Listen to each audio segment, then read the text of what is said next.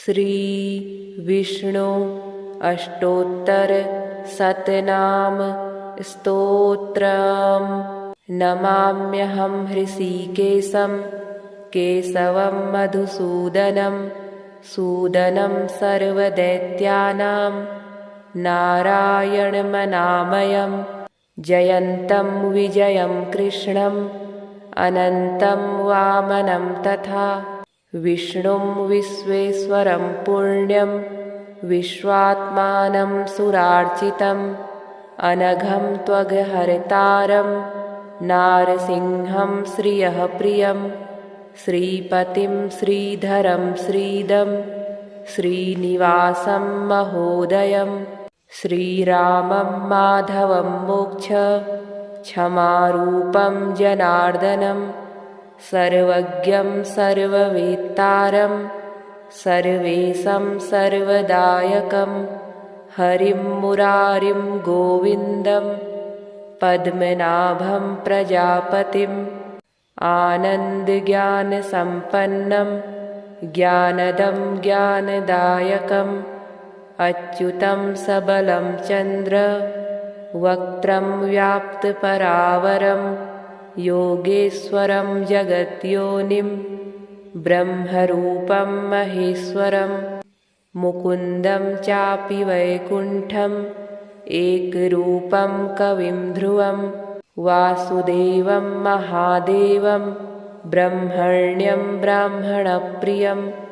गोप्रियं गोहितं यज्ञं यज्ञाङ्गं यज्ञवर्धनं यज्ञस्यापि च भोक्तारं वेदवेदाङ्गपारगं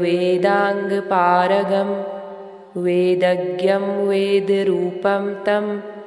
विद्यावासं सुरेश्वरं प्रत्यक्षं च महाहंसं शङ्खपाणिं पुरातनं पुष्करं पुष्कराक्षं च वराहं धरणीधरं प्रद्युम्नं कामपालं च व्यासध्यातं महेश्वरं सर्वसौख्यं महासौख्यं सांख्यं च पुरुषोत्तमं योगरूपं महाज्ञानं योगीशमजितप्रियम् असुरारिं लोकनाथं पद्महस्तं गदाधरं गुहावासं सर्ववासं पुण्यवासं महाजनं वृन्दानाथं बृहत्कायं पावनं पापनाशनं गोपीनाथं गोपसखं गोपालं च गणाश्रयं परात्मानं पराधीशं कपिलं कार्यमानुषं नमामि निखिलं नित्यं मनोवाक्कायकर्मभिः नाम्नां सतेनापि तु पुण्यकर्ता यः स्तौति विष्णुं मनसा स्थिरेण स याति लोकं मधुसूदनस्य विहाय दोषानिह पुण्यभूतः। नमाम्यहं हृषीकेशं केशवं मधुसूदनं सूदनं सर्वदैत्यानां नारायणमनामयं जयन्तं विजयं कृष्णम् अनन्तं वामनं तथा विष्णुं विश्वेश्वरं पुण्यं विश्वात्मानं सुरार्चितम् अनघं त्वघहर्तारं नारसिंहं श्रियः प्रियं श्रीपतिं श्रीधरं श्रीदं श्रीनिवासं महोदयं श्रीरामं माधवं मोक्ष क्षमारूपं जनार्दनं सर्वज्ञं सर्ववेत्तारं सर्वेशं सर्वदायकं हरिं मुरारिं गोविन्दं पद्मनाभं प्रजापतिम् आनन्दज्ञानसम्पन्नं ज्ञानदं ज्ञानदायकम् अच्युतं सबलं चन्द्र वक्त्रं व्याप्तपरावरं योगेश्वरं जगद्योनिं ब्रह्मरूपं महेश्वरं मुकुन्दं चापि वैकुण्ठम् एकरूपं कविं ध्रुवं वासुदेवं महादेवं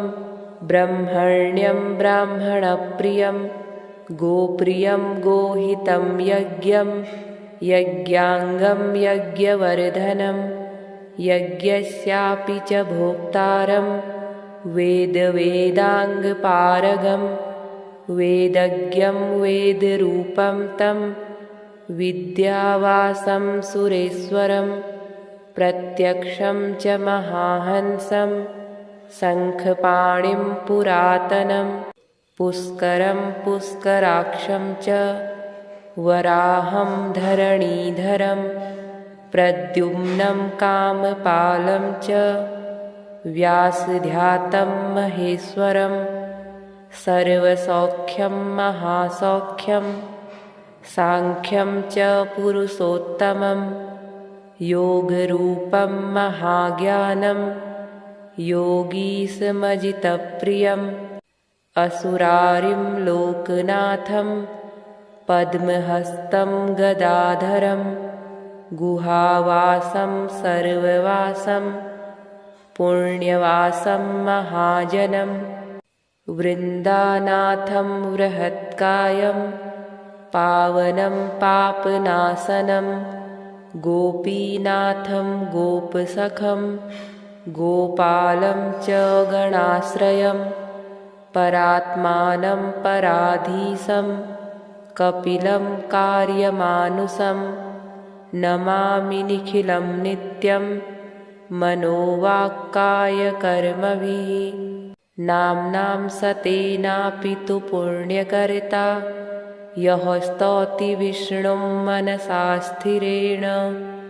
स याति लोकं मधुसूदनस्य विहाय दोषानिह पुण्यभूतः नमाम्यहं हृषीकेशं केशवं मधुसूदनं सूदनं सर्वदैत्यानां नारायणमनामयं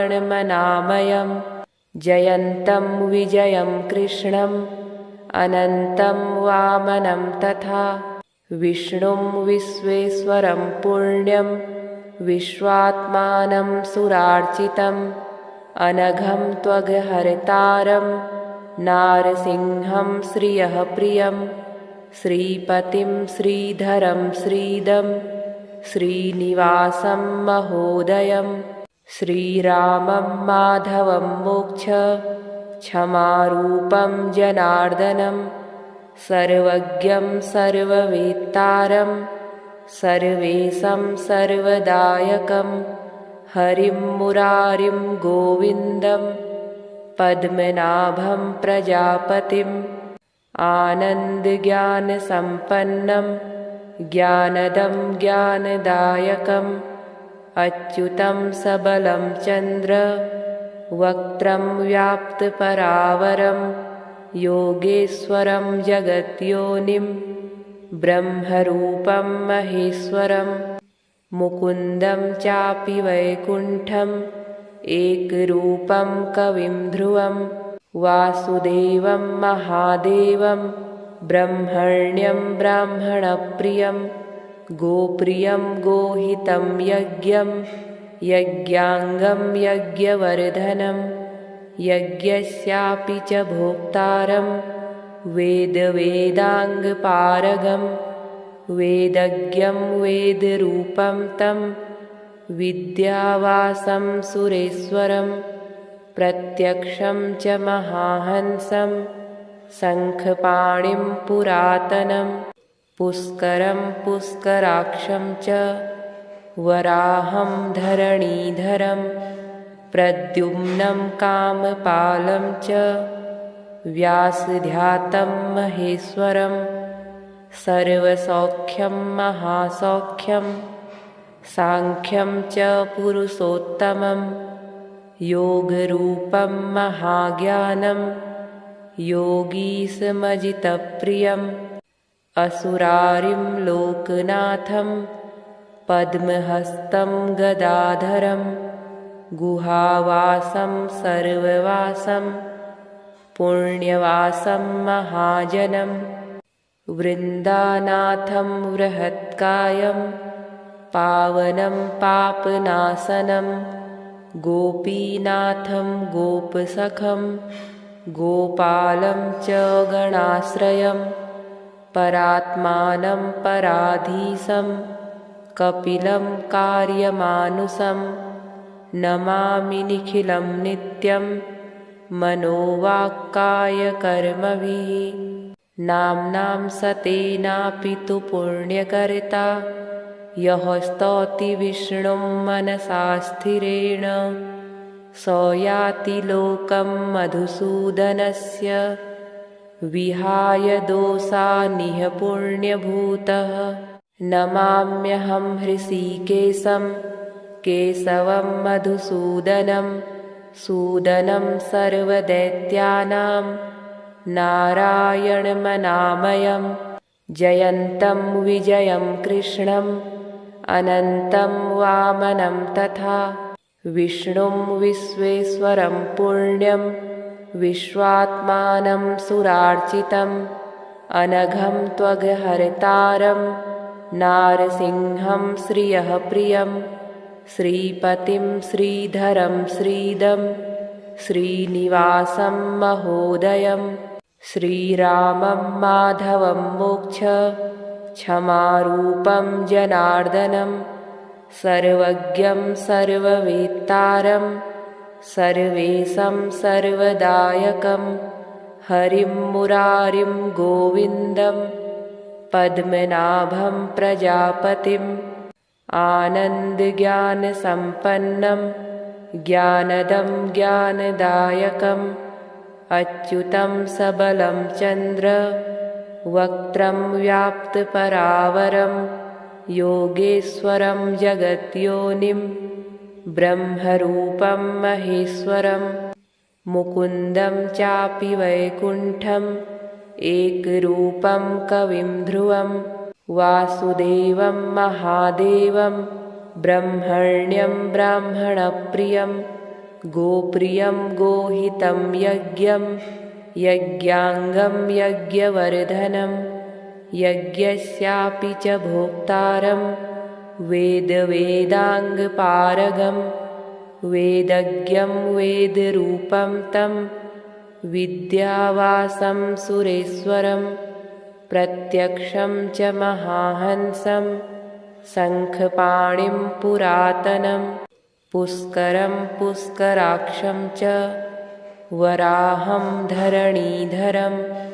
प्रद्युम्नं कामपालं च व्यासध्यातं महेश्वरं सर्वसौख्यं महासौख्यं साङ्ख्यं च पुरुषोत्तमं योगरूपं महाज्ञानं योगीशमजितप्रियम् असुरारिं लोकनाथं पद्महस्तं गदाधरं गुहावासं सर्ववासं पुण्यवासं महाजनं वृन्दानाथं बृहत्कायं पावनं पापनाशनं गोपीनाथं गोपसखं गोपालं च गणाश्रयं परात्मानं पराधीशं कपिलं कार्यमानुषं नमामि निखिलं नित्यं मनोवाक्कायकर्मभिः नाम्नां सतेनापि तु पुण्यकर्ता यः स्तौति विष्णुं मनसा स्थिरेण स याति लोकं मधुसूदनस्य विहाय दोषानिह पुण्यभूतः नमाम्यहं हृषीकेशं केशवं मधुसूदनं सूदनं सर्वदैत्यानां नारायणमनामयं जयन्तं विजयं कृष्णम् अनन्तं वामनं तथा विष्णुं विश्वेश्वरं पुण्यं विश्वात्मानं सुरार्चितम् अनघं त्वघहर्तारं नारसिंहं श्रियः प्रियं श्रीपतिं श्रीधरं श्रीदं श्रीनिवासं महोदयं श्रीरामं माधवं क्षमारूपं जनार्दनं सर्वज्ञं सर्ववेत्तारं सर्वेशं सर्वदायकं हरिं मुरारिं गोविन्दं पद्मनाभं प्रजापतिम् आनन्दज्ञानसम्पन्नं ज्ञानदं ज्ञानदायकम् अच्युतं सबलं चन्द्र वक्त्रं व्याप्तपरावरं योगेश्वरं जगद्योनिं ब्रह्मरूपं महेश्वरं मुकुन्दं चापि वैकुण्ठम् एकरूपं कविं ध्रुवं वासुदेवं महादेवं ब्रह्मण्यं ब्राह्मणप्रियं गोप्रियं गोहितं यज्ञं यज्ञाङ्गं यज्ञवर्धनं यज्ञस्यापि च भोक्तारं वेदवेदाङ्गपारगं वेदज्ञं वेदरूपं तं विद्यावासं सुरेश्वरं प्रत्यक्षं च महाहंसं शङ्खपाणिं पुरातनं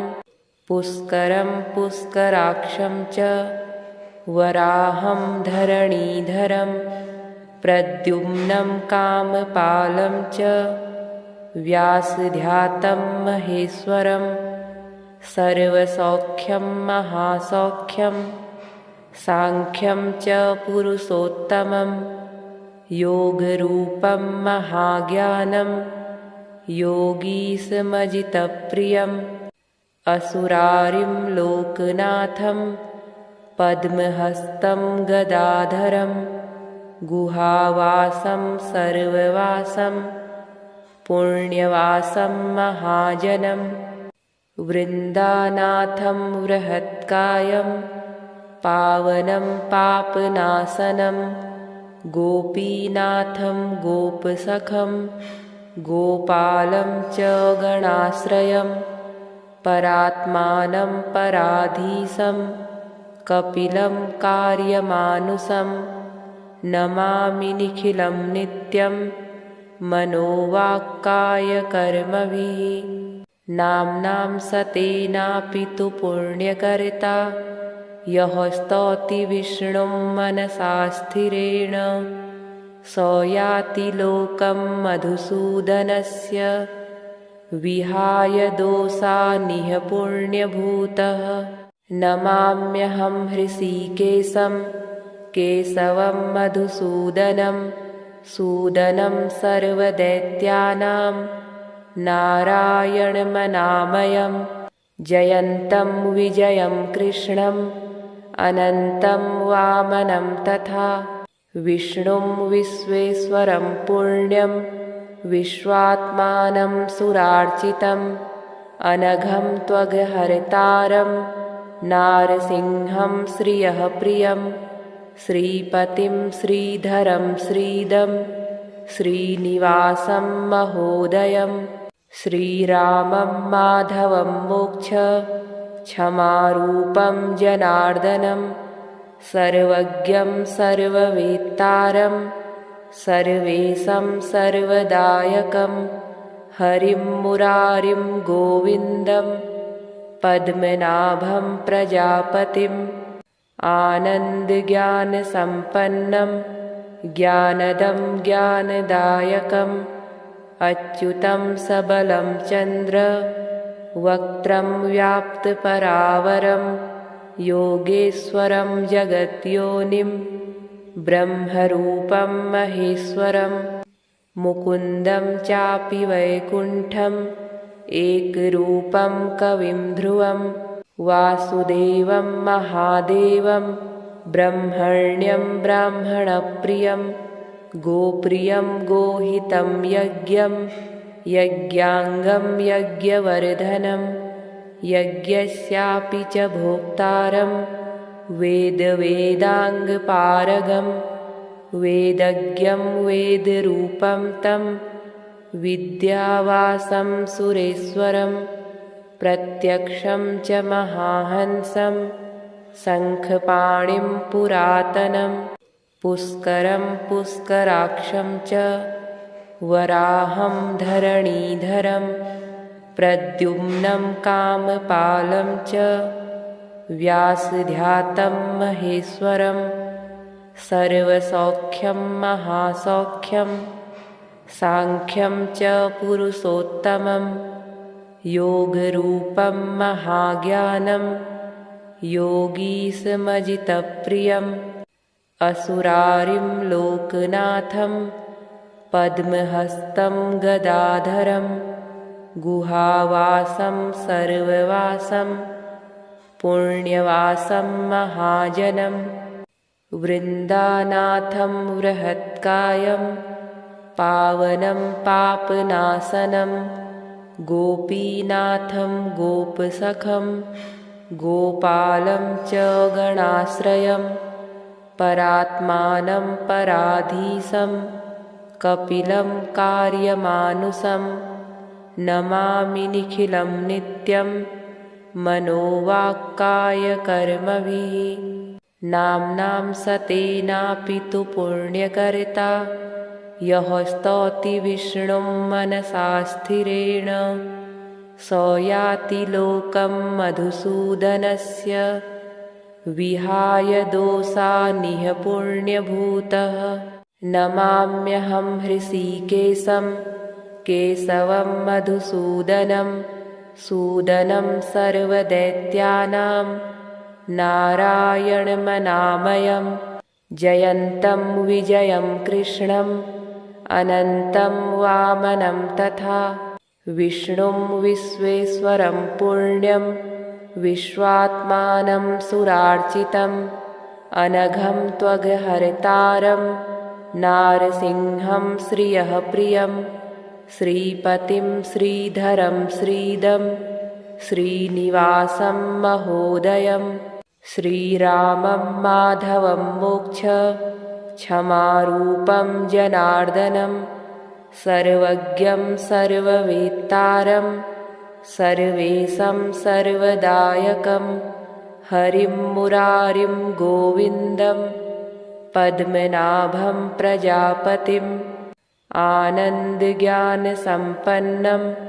ज्ञानदं ज्ञानदायकम् अच्युतं सबलं चन्द्र वक्त्रं व्याप्तपरावरं योगेश्वरं जगद्योनिं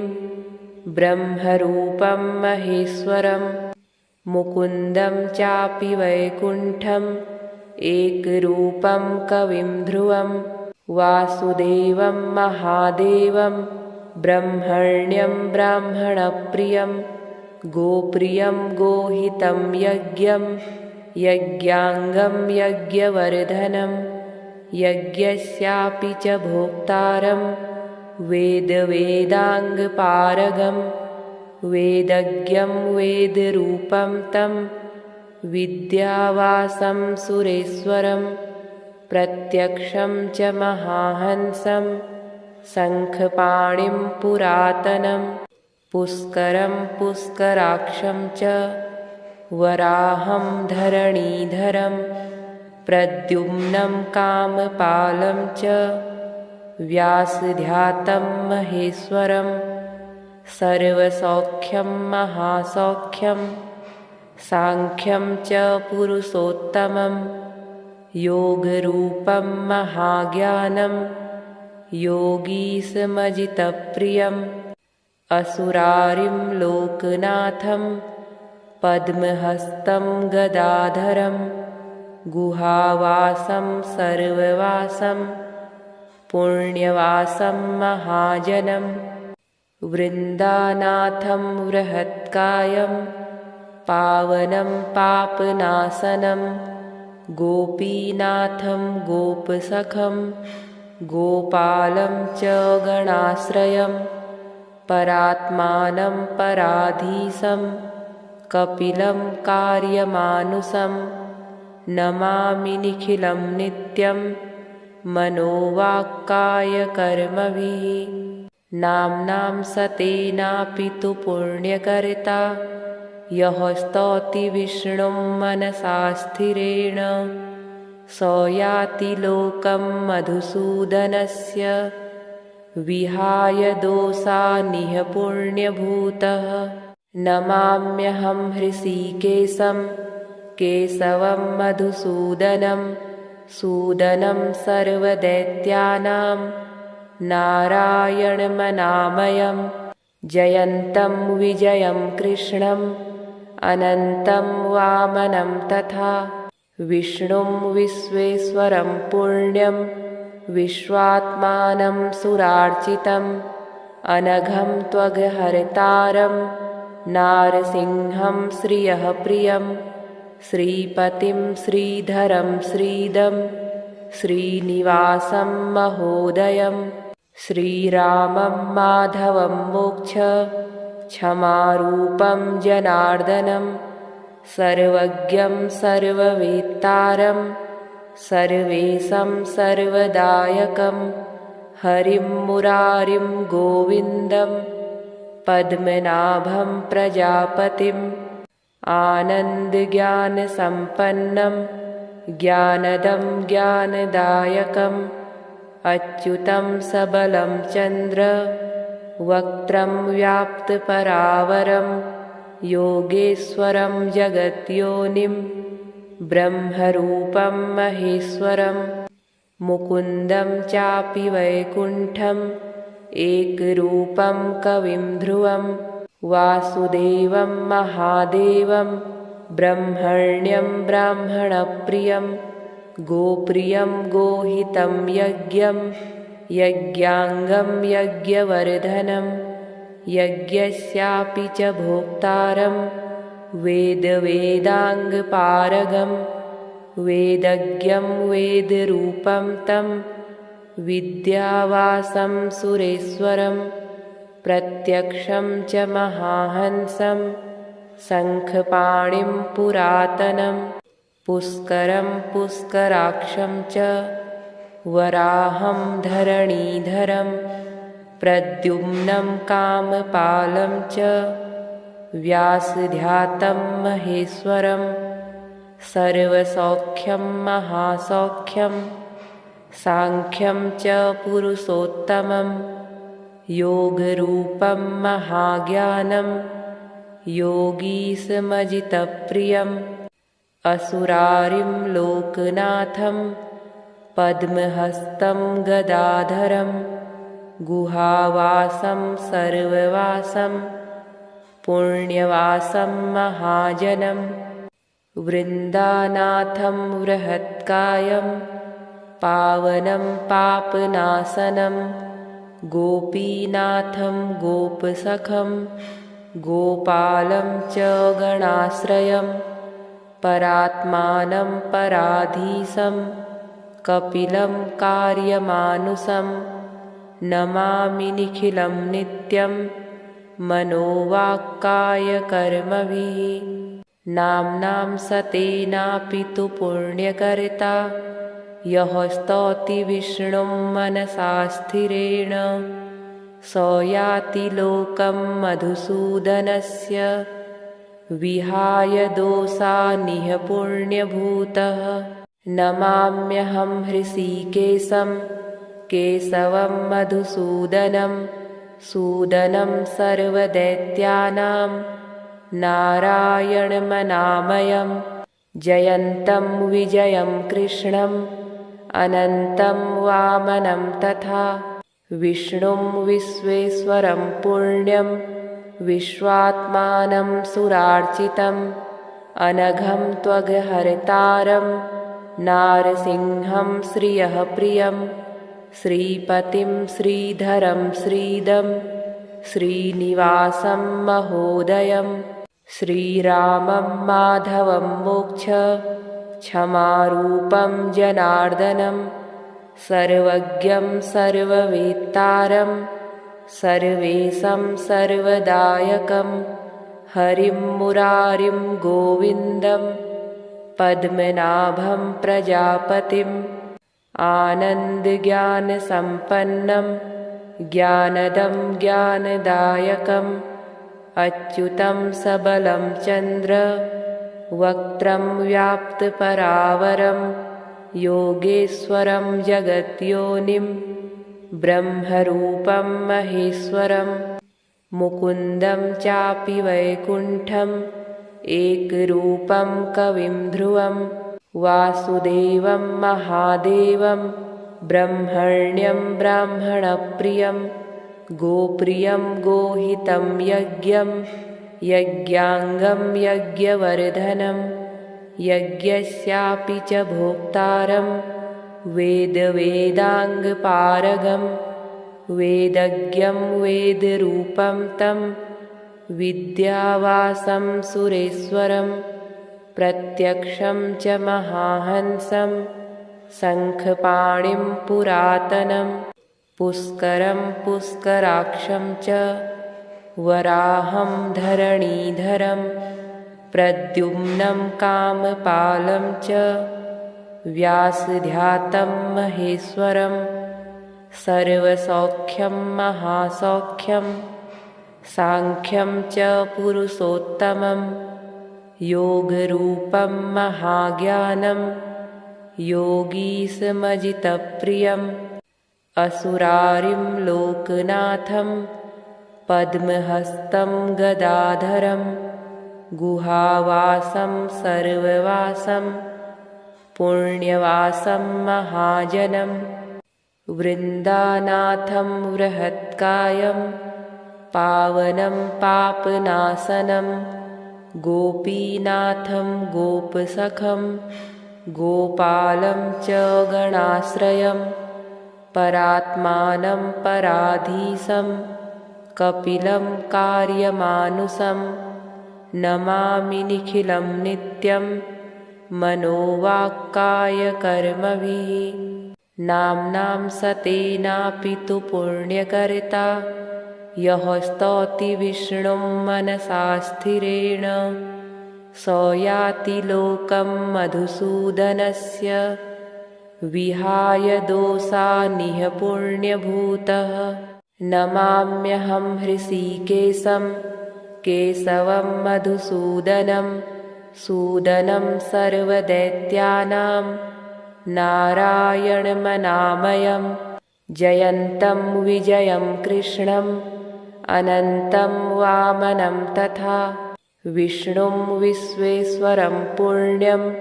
विश्वात्मानं सुरार्चितम् अनघं त्वघहर्तारं नारसिंहं श्रियः प्रियं श्रीपतिं श्रीधरं श्रीदं श्रीनिवासं महोदयं श्रीरामं माधवं मोक्ष क्षमारूपं जनार्दनं सर्वज्ञं सर्ववेत्तारं सर्वेशं सर्वदायकं हरिं मुरारिं गोविन्दं पद्मनाभं प्रजापतिम् आनन्दज्ञानसम्पन्नं ज्ञानदं ज्ञानदायकम् अच्युतं सबलं चन्द्र वक्त्रं व्याप्तपरावरं योगेश्वरं जगद्योनिं ब्रह्मरूपं महेश्वरं मुकुन्दं चापि वैकुण्ठम् एकरूपं कविं ध्रुवं वासुदेवं महादेवं ब्रह्मण्यं ब्राह्मणप्रियं गोप्रियं गोहितं यज्ञं यज्ञाङ्गं यज्ञवर्धनं यज्ञस्यापि च भोक्तारं वेदवेदाङ्गपारगं वेदज्ञं वेदरूपं तं विद्यावासं सुरेश्वरं प्रत्यक्षं च महाहंसं शङ्खपाणिं पुरातनं पुष्करं पुष्कराक्षं च वराहं धरणीधरं प्रद्युम्नं कामपालं च व्यासध्यातं महेश्वरं सर्वसौख्यं महासौख्यं सांख्यं च पुरुषोत्तमं योगरूपं महाज्ञानं योगीसमजितप्रियम् असुरारिं लोकनाथं पद्महस्तं गदाधरं गुहावासं सर्ववासं पुण्यवासं महाजनं वृन्दानाथं बृहत्कायं पावनं पापनाशनं गोपीनाथं गोपसखं गोपालं च गणाश्रयं परात्मानं पराधीशं कपिलं कार्यमानुषं नमामि निखिलं नित्यं मनोवाक्कायकर्मभिः नाम्नां सतेनापि तु पुण्यकर्ता यः स्तौति विष्णुं मनसा स्थिरेण स याति लोकं मधुसूदनस्य विहाय दोषानिह पुण्यभूतः नमाम्यहं हृषीकेशं केशवं मधुसूदनं सूदनं सर्वदैत्यानां नारायणमनामयं जयन्तं विजयं कृष्णम् अनन्तं वामनं तथा विष्णुं विश्वेश्वरं पुण्यं विश्वात्मानं सुरार्चितम् अनघं त्वघहर्तारं नारसिंहं श्रियः प्रियं श्रीपतिं श्रीधरं श्रीदं श्रीनिवासं महोदयं श्रीरामं माधवं मोक्ष क्षमारूपं जनार्दनं सर्वज्ञं सर्ववेत्तारं सर्वेशं सर्वदायकं हरिं मुरारिं गोविन्दं पद्मनाभं प्रजापतिम् आनन्दज्ञानसम्पन्नं ज्ञानदं ज्ञानदायकम् अच्युतं सबलं चन्द्र वक्त्रं व्याप्तपरावरं योगेश्वरं जगद्योनिं ब्रह्मरूपं महेश्वरं मुकुन्दं चापि वैकुण्ठम् एकरूपं कविं ध्रुवं वासुदेवं महादेवं ब्रह्मण्यं ब्राह्मणप्रियं गोप्रियं गोहितं यज्ञं यज्ञाङ्गं यज्ञवर्धनं यज्ञस्यापि च भोक्तारं वेदवेदाङ्गपारगं वेदज्ञं वेदरूपं तं विद्यावासं सुरेश्वरं प्रत्यक्षं च महाहंसं शङ्खपाणिं पुरातनं पुष्करं पुष्कराक्षं च वराहं धरणीधरं प्रद्युम्नं कामपालं च व्यासध्यातं महेश्वरं सर्वसौख्यं महासौख्यं साङ्ख्यं च पुरुषोत्तमं योगरूपं महाज्ञानं योगीसमजितप्रियम् असुरारिं लोकनाथं पद्महस्तं गदाधरं गुहावासं सर्ववासं पुण्यवासं महाजनं वृन्दानाथं बृहत्कायं पावनं पापनाशनं गोपीनाथं गोपसखं गोपालं च गणाश्रयं परात्मानं पराधीशं कपिलं कार्यमानुषं नमामि निखिलं नित्यं मनोवाक्कायकर्मभिः नाम्नां सतेनापि तु पुण्यकर्ता यः स्तौति विष्णुं मनसा स्थिरेण स याति लोकं मधुसूदनस्य विहाय दोषानिह पुण्यभूतः।